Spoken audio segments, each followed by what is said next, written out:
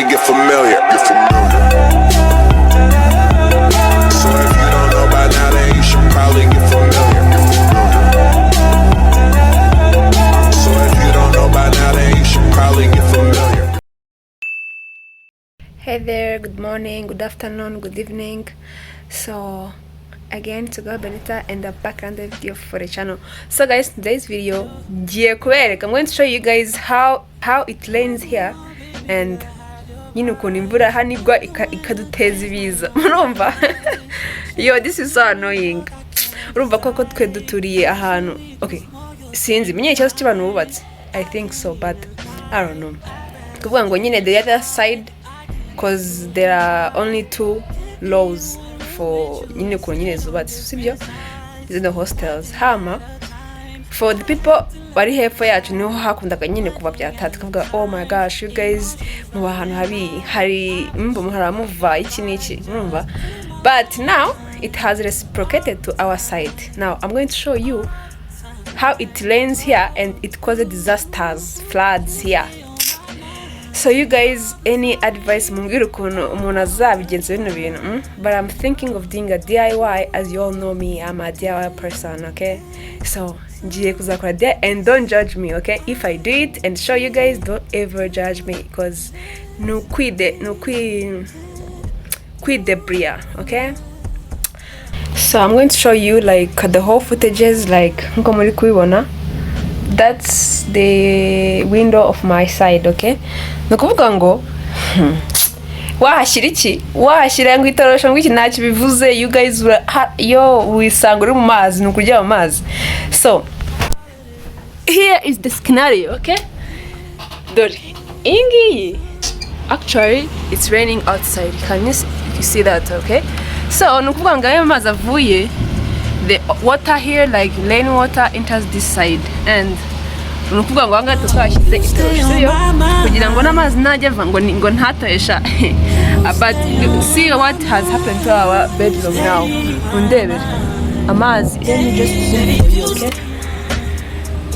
That's the water. Nukuvuga ngo imvura iragwa, yamara kugwa dore abantu bitwikiriye amazi nyine agakubita kuri no dirishya, ubundi akinjira mu nzu yacu. Hama ngiye kumza mbereka ukuntu floods, the real floods this side, okay?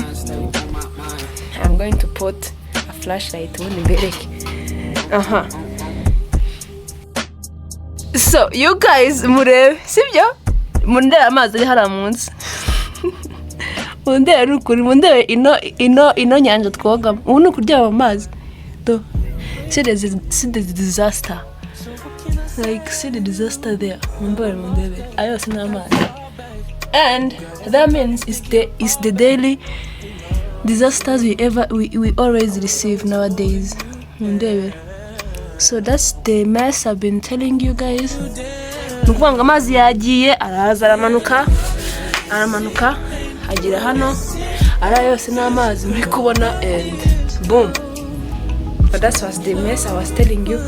Nuko mumbwira umuntu uzi any preventive measures, please let me know in the comment section, sibyo?